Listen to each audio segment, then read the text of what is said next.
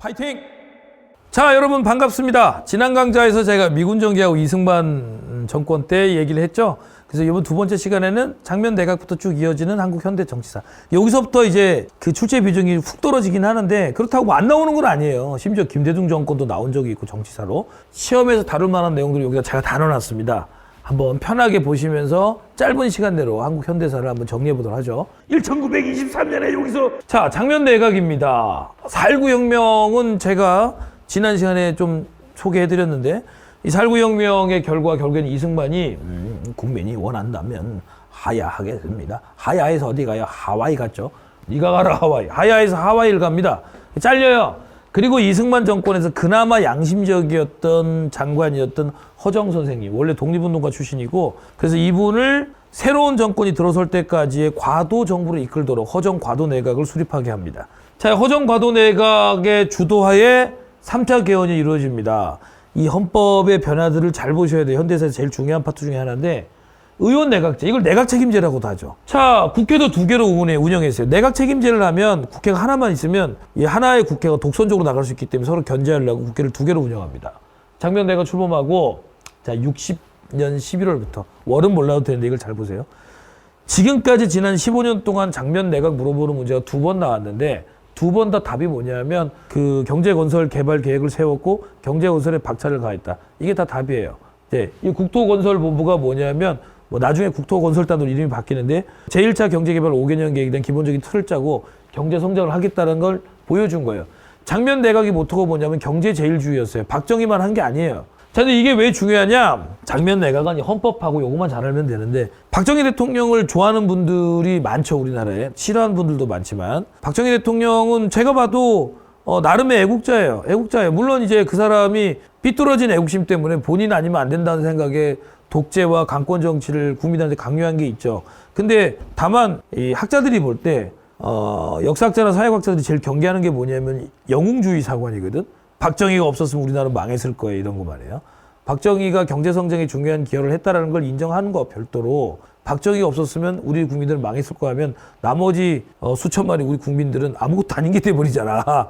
그래서 장면 내각 때 이미 경제건설 개발 계획에 대한 플랜이 다 짜여져 있었다. 실제로 그거를 이제 박정희 정부가 그대로 한 거거든요. 다만 이제 계획을 세우는 거, 그걸 실천하는 것도 다른 부분이긴 한데 어찌됐든 일반적인 박정희 대통령의 과도한 팬덤들이 얘기하는 것처럼 장면 내각은 경제에 대해서 아무런 비전이 없었다는 건 솔직히 잘못됐다 이거지. 1923년에 여기서 자, 이거 먼저 보죠. 5.16 군사정변으로 61년도에 권력을 잡습니다. 그리고 62년도에 바로 장면 내각 때 수립했던 그 플랜에 맞춰서 제1차 경제개발 5개년 계획을 시작합니다. 제1차부터 해서 4차까지 가죠. 5년 단위로 가는데 1차하고 2차, 즉 60년대 경제개발 계획은 어디에 포인트를 놓다? 경공업에. 우리가 내세울 수 있는 게 값싼 노동력밖에 없으니까 싸게 옷 같은 거 만들어서 싸게 팔아먹는 거로. 근데 문제는 이조차도 내가 맨날 얘기하잖아. 우리나라의 여러분 요식업의 이제 황제가 되신 분이 누구예요? 네? 우리 백종원 아저씨 있잖아요. 조바씨. 이 형이 7번 사업을 망했단 말이야. 근데도 일어났어. 7.8기. 우와! 할 수 있겠지만 보통 사람은 여러분 한 번 망하면 감옥 갑니다. 빚 못 갚으면. 그분이 7번 일어나도 8번 일어났던 개구리 왕눈이가 될 수 있었던 것. 왜냐하면 집에 돈이 많기 때문입니다. 워낙 충청도 가푸집이라 망할 때 다시 일어서고. 그러니까 결국 내가 맨날 얘기하잖아. 무슨 사업 아이템이 있든 뭐든 있든 간에 뭐가 있어야 돼? 이게 있어야 할 수 있는 거예요. 요게 포인트예요. 그래서 맨날 이걸 내는 거예요. 자, 보세요. 자, 머리를 이렇게 딱 잡아보세요. 마인드맵을. 그러니까 이 지식의 맵을. 자, 봐요. 박정희 정권은 경제성장에 큰 역할을 했다. 그래서 경제개발 5개년 계획이 중요한 역할을 했는데 경제개발을 하려면 돈이 필요하다. 돈을 어디서 마련했냐? 그게 두 군데서. 첫 번째가 일본한테. 김종필 오이라 메모. 요게 이제 이승만 대통령 때 우리나라하고 일본이 국교를 수립하지 못했어요. 왜냐하면 미국이 계속 국교 수립하라 그러는데 이승만 박사의 스타일이 뭐냐면 굶어 죽으면 죽었지 일본과의 타협은 없습니다. 일본이 원했던 건 뭐냐면 막 일본 천황이나 일본 총리가 가서 막 싹싹 빌고 잘못했다 이런 건 하지 말고 돈으로 해결하려고 그랬거든. 그러니까 이승만이 원했던 건 뭐냐면 반대로 직접 찾아와서 사과하고 사죄하라 이거야. 그리고 국교 수립하겠다라는 건데 일본이 그걸 안 받아주니까 국교가 안 됐는데 지금 박정희 정부는 경제 성장을 하지 않으면 망할 정권이에요. 왜? 390명이 죽고 2,400명이 다쳤던 게 4.19 혁명이에요. 그 결과 민주정권이 세워졌는데 1년 만에 엎어버렸잖아요, 이 사람들이. 그러면 국민들한테 다른 뭔가를 보여줘야 이 정권이 생존할 수 있어요. 그러니까 경제성장을 해야 되니까 급하죠. 그래서 일본 외상이었던 오이라랑 김종필 중앙정보부장이 만나서 은밀하게 많은 돈, 3억 달러가 넘는 돈을 차관으로 받기로 하고 몇 가지 부분은 타협을 한 게 김종필 오이라 비밀 메모입니다. 이 사료는 나중에 꼭 받으셔야 되고, 그리고 헌법 5차 개헌을 해서 대통령 직선제와 단원제, 4년 중임제고요. 국회는 하나로 운영하는 거. 그냥 우리나라가 국회를 2개로 운영했던 적은 장면 대학 때밖에 없어요. 자, 그 결과 박정희가 이제 당선되면서 제3공화국이 시작됩니다. 요때부터를 왜 공화국이라고, 앞에는 왜 공화국이라 안 하냐? 군인이 직접 통치했던 시기는 공화국에 넣지 않습니다. 박정희가 이제 군복을 벗고 민간인으로 이제 환속한 다음에 직접 대선에서 대통령이 됐잖아요. 그러니까 조선민주주의 인민공화국이라는 거지 같은 나라 있죠. 그게 무슨 공화국이에요? 사실은 왕국이죠. 백두 혈통인지 뭐 똥두 혈통인지 걔네가 3대 세습하고 있잖아. 그러나 걔네 이름은 공화국이야. 왜? 형식적으로는 그래도 국민들의 어떤 선거에 의해서 당선된 것처럼 계속 물려받고 있거든. 걔는 실제로는 왕국이지만. 그런데 이 군정 시절 61년부터 63년까지는 그런 형식도 없었고 군인들이 그냥 직접 다스렸으니까 그건 공화국에 넣지 않는 거예요. 그리고 이때는 국민들이 직접 선거를 통해서 대통령 뽑았기 때문에 제3공화국이라고 하는 거예요. 72년까지. 자, 계속해서 제가 뭐라 그랬죠? 경제 개발을 경제 성장을 위해서는 자금이 필요한데 자금을 어디서 마련하려고 그랬다? 일본과 미국으로부터 마련하려고 그랬다. 그래서 이제 62년도에 김종필 오이라 비밀 메모에 맞춰서 65년도에 드디어 한일 국교가 수립됩니다. 이게 공식 이름이 한일 기본조약인데요. 이때 차관 받고 하기로 한 거예요. 근데 문제는 이게 이미 1년 전부터 일본하고 다시 국교를 정식으로 수립한다는 소문이 돌았거든. 그래서 64년도에 이 한일 기본조약 체결을 반대하는 시위가 먼저 일어나요. 이게 63 항쟁인 거예요. 그리고 이걸 진압하고 정부가 65년도에 일본과 공식적으로 외교관계를 수립하게 되는 거예요. 이 63 항쟁을 주도했던 당시 대학들이 서울대학교, 특히 고려대학교 중요한 역할을 했는데 그때 이제 주요 멤버 중에 하나가 핵심 멤버 중에 하나가 명박이 형이었어요. 예, 명박이 형이 맨날 그래서 얘기하잖아. 나도 데모해봐서 안다. 내가 감옥 갔다. 실제로 징역 6개월을 받았는데 그 뒤로 이제 취직할 데가 없어가지고 전전긍긍하다가 당시에 아무도 취직하지 않았던 회사인 건설회사에 들어갔는데 건설 경기가 일어나면서 오히려 더 좋은 길을, 이게 이제 인생은 여러분 운입니다. 운. 내가 맨날 얘기하는데. 자, 그리고 한일 기본조약 체결했어요. 굉장히 굴욕적인 조약이지만 이때 돈을 많이 받았어, 우리가. 일본한테 고마워할 필요는 없어요. 그 새끼들이 35년 동안 해먹은 돈이 한두 푼이 아닌데. 다만 그 돈이 경제 개발에 상당 부분 투입됐다. 자, 이미 1964년도에 이때 우리는 베트남전에 파병을 했었어요. 자, 베트남전은 여러분 결국 미국이 베트남한테 개망신을 당하고 쫓겨나게 되는 전쟁이잖아요. 미국이 이 전쟁에 수렁에 빠지게 되자 우리나라에게 국군 파병을 요청했고 64년에 비전투병 파병, 65년도에 전투병 파병을 이미 했는데 미국 기준으로는 코딱지만큼 보내준 거라 양이 안 찼던 거예요. 그래서 미국이 몇만 명, 몇십만 명의 대규모 병력을 보내달라 그랬어요. 그러자 우리 정부가 그러면 세 가지를 들어달라. 첫째, 한국군 현대화에 필요한 자금을 대라. 둘째, 베트남에 들어가는 군수 물자에 대한 모든 물자에 대한 독점 판매권을 우리 정부에게 넘겨라. 셋째, 우리 국군의 베트남전에 파병된 우리 국군의 월급을 사병부터 장교까지 모두 미군 군인 월급에 맞춰서 해달라. 당시 우리나라 소위하고 미군 소위하고 월급이 16배 차이 났거든요. 우리가 훨씬 못 살던 때니까. 이거 거지 나라였잖아. 그래서 그걸 받아가지고 66년도에 이 이른바 브라운 각서, 미국 브라운 각서를 통해서 베트남전 추가 파병을 이룩합니다. 이를 통해서 우리가 떼돈을 벌어요. 그래서 브라운 각서도 중요한 문서고 베트남 특수를 누리게 됐다 그러지. 우리가 베트남 전쟁으로 우리는 경제적으로는 많은 이익을 봤어요. 거기 전쟁에 가서 고생한 분들은 고생하셨지만 굉장히 힘들게 고생하셨지. 그리고 이렇게 봐봐요. 63년도에 박정희가 당선됐는데 이건 사실 부정선거로 당선된 거예요. 간신히 붙었거든. 근데 67년은 박정희가 꽤 여유 있게 이겼어요. 왜냐하면 이런 경제 성장에 대해서 국민들이 인정을 해준 거죠. 다만 국민들이 원하는 건 이승만 투가 되기를 원하지 않았던 거예요. 4년 중임제면 67년, 71년까지 하고 집에 가면 되는데 박정희는 이미 71년까지 하고 집에 갈 생각이 없죠. 그래서 또 준비를 하기 시작합니다. 이럴 때 미국 대통령 닉슨이 소련하고 더 이상 대결 구도로만 가지 않겠다 선언해요. 냉전이 끝난 건 아니고 냉전이 좀 풀려요. 이른바 데탕트라고 하죠. 데탕트가 시작됩니다. 자, 그러니까 박정희 입장에서는 냉전이 풀리게 되니까 북한에 대한 공포감을 심어주면서 남한 국민들을 결집시키던 이것도 못하게 되고 노골적으로 자신이 정권을 유지하려고 대놓고 헌법을 뜯어 고쳐버리죠. 69년에 삼선 개헌 한 번 더 나가겠다 이거야. 삼선까지 가겠다. 여러 가지 정치적인 쇼도 있었지만 제일 중요한 게 이겁니다. 새마을운동, 농촌 근대화운동. 새벽종이 울렸네, 새 아침이 밝았네, 너도 나도 일어나 새마을을 만드세.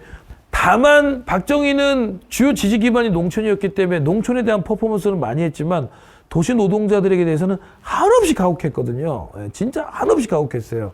그래서 청계천 피복 여공들의 고통을 견디다 못한 재단사였던 전태일이 내 외신 기자를 모아놓고 분신을 한 것도 우리나라 노동운동의 중요한 서막이 됐는데 이것도 1970년이에요. 전태일의 분신. 자, 아까 얘기했다시피 삼선 개헌의 결과 7대 대선, 71년 대선이 이루어졌는데 이때 드디어 박정희와 격세지감이 느껴질 건데 40대 중반이었던 김대중이 붙습니다. 그러니까 지금 저보다도 더 젊을 때죠. 김대중 후보가. 노태우, 전두환, 김영삼, 김대중 이 네 사람의 공통점은 젊을 때 다 인물이 괜찮았어요. 여성 팬들이 엄청 는 거야. 막 그래가지고 수려한 이거 상남자 외모에 김대중 후보가 뭐라 그랬냐면 이 박정희 후보를 지지한 여러분, 잘 들으십시오. 이 박정희를 지지하더라도 저를 찍어야 됩니다. 이 박정희 후보를 진짜 사랑하신다면 저를 꼭 찍으셔야 됩니다. 왜? 지금 만약에 박정희가 또 대통령이 되면 영구 집권으로 가게 될 것입니다. 라고 분명히 모든 유세탑들 얘기해서 박정희를 지지하지만 박정희가 이승만 꼬라지가 나기를 원하지 않았던 사람들 상당수도 김대중을 찍었어요. 사실 이 선거는 김대중이 이긴 거예요. 왜냐하면 100만 표 차이로 박정희가 이겼거든. 기본적으로 이 조작이 이루어지는 선거기 때문에 김대중이 뭐 낙승까지는 아니지만 간발의 차이로 이기는 선거였던 거지. 박정희가 이걸 누구보다 잘 알죠. 그래서 우리 박정희 형님이 선택한 게 뭐냐. 우리 국민들은 이 민주주의가 필요 없어. 나 같은 지도자를 놔도 어른 애송이를. 그래서 유신헌법을 하게 되는데 그 밑작업 중에 하나가 바로 우리나라 남북 회담 3가지 7.4 공동성명 남북 기본합의서 6.15 공동선언 3개 제일 중요한데 그 첫 시작을 엽니다. 72년 7월 4일 날 자주 평화 민족 대단계를 통일의 3대 원칙을 만들고 남북 간 최초의 접촉으로 통일에 대한 협의를 맺었습니다. 물론 김정은이가 이거 다 깼어요. 그래서 마치 통일을 이끄는 지도자인 양 박정희가 막 이미지 쇄신을 해요. 그리고 상당히 쓸만합니다. 자, 이제 제4공화국 유신체제를 하게 됩니다. 10월 유신.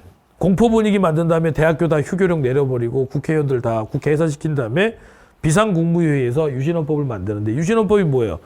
제일 중요한 거 2개만 얘기할게요. 6년 무제함 중임제인데 통일주체 국민회의에서 대통령을 간접 선거한다. 통일주체 국민회의는 어차피 다 박정희를 지지하는 모임.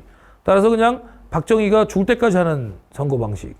그리고 2번째, 만약 국민들이 말을 안 들으면 헌법 기능을 정지시켜버릴 수 있는 긴급조치권을 넣습니다. 2009년도, 10년도 대법원 판결로 유신헌법이 위헌이 됐는데 위헌이 되게 된 이유가 뭐냐면 이 긴급조치권 때문입니다. 헌법 위에 지도자가 군림하는 시스템이었기 때문에. 자, 이런 상황에서 73년이 상당히 연도를 외울 필요는 없지만 경제 사회사적으로 중요한 의미가 있는 거예요. 왜냐면 자, 보세요. 자, 여러분들이 만약에 지금 재산이 100만 원이 있는데 고리대를 사채를 빌려서라도 1억을 빌려가지고 막 이자가 막 100%야 막 1억인데 2억으로 갚아야 돼. 1억을 빌려가지고 어디에 투자를 하면 무조건 된다고 치고 사기가 아니고 5억을 벌 수 있다고 칩시다. 그럼 사채 빌릴 거야, 안 빌릴 거예요? 이자 100% 돌려주고 나더라도 3억이 남잖아요. 그러니까 사실 60년대는 기업들이 투자만 하면은 그냥 성공하던 시절이거든. 그러니까 막 은행빚, 사채빚 막 긁어 모아서 막 투자를 했단 말이야. 그런데 이제 경제 성장이 언제까지 이렇게 가지는 않죠.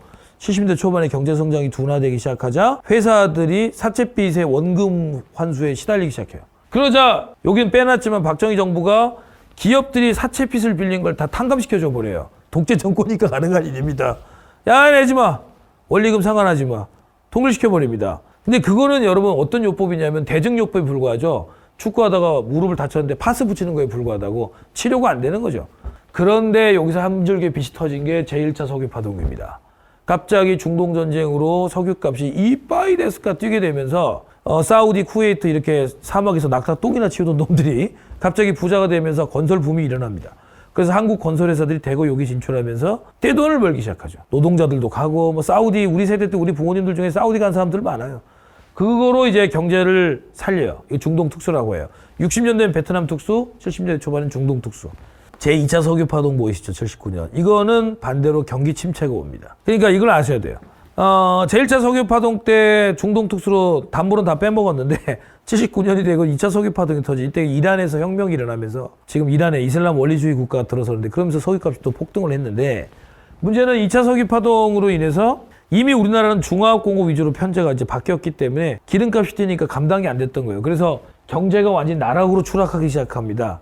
이럴 때 박정희 정권 인기도 점점 추락하기 시작했고 YH 무역 농성 사건으로 야당 당사에서 시위하던 여공 한 분이 경찰의 강제 진압으로 떨어져 죽는 일이 벌어지고 이걸 가지고 김영삼 의원이 강력하게 정부를 규탄하게 되자 야당 의원들을 매수 협박 고분해가지고 김영삼 의원을 국회의원직에서 제명시켜버리고 김영삼의 정치적인 고향이었던 부산과 마산에서 분노한 시민들이 들고 일어나기 시작하고 그래서 부마항쟁이라는 대규모 항쟁이 일어나죠. 이 부마항쟁을 군인을 투입해서 진압하고 3,000명까지 죽여도 상관없다라고 박정희가 결심을 하게 됩니다. 큰일 날 뻔했어요. 그런데 이런저런 이유로 이런 부분에서 위기를 느꼈던 중앙정보부장 김재규가 10월 26일 날 박정희를 죽여버리죠.